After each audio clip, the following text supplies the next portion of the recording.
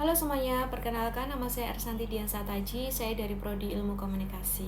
Pertama-tama saya ucapkan terima kasih kepada Bapak Martin Purnama Chandra selaku tutor saya pada mata kuliah Logika ISIP 4211. Untuk menjawab pertanyaan pertama, term secara sederhana bisa diartikan sebagai kata atau frasa yang dipakai untuk menunjukkan ke suatu objek atau satu konsep aja. Term ini dapat dibagi juga menjadi 3 macam. Yang pertama ada term tunggal. Term tunggal ini menunjukkan ke satu objek atau satu konsep tertentu. Contohnya Insinyur Soekarno, karena term ini hanya menunjukkan ke satu orang saja. Dan yang kedua ada term umum. Term umum ini mencangkup banyaknya hal dalam satu kategori. Contohnya mahasiswa. Kenapa mahasiswa? Karena mahasiswa ini mencangkup ke semua orang yang sedang berkuliah, bukan untuk ke satu orang.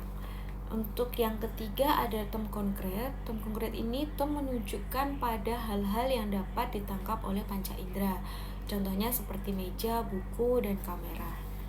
Jadi macam-macam term ini penting untuk membantu kita memahami dengan jelas apa yang dimaksud atau yang sedang dibicarakan dalam komunikasi atau penulisan. Untuk menjawab pertanyaan yang kedua ada logisal falasi.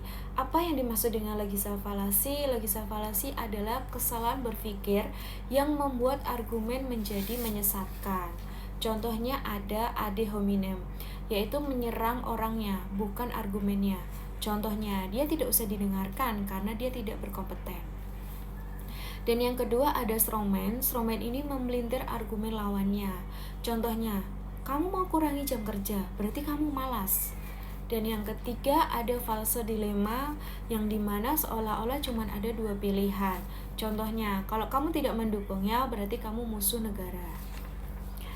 Ada beberapa hal ini untuk menghindari logisal falasi. Yang pertama selalu memeriksa secara logis argumennya dan rasional juga. Dan yang kedua berpikir kritis. Dan yang ketiga dengarkan lawan bicaranya. Dan yang keempat fokus pada logika bukan dengan emosi.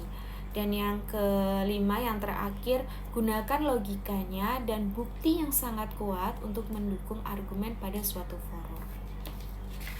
Baik, sekian dari jawaban pada tugas 1 saya. Saya juga berharap dapat menjadi nilai plus saya pada tugas pertama saya pada mata kuliah logika ini. Sekian dan terima kasih.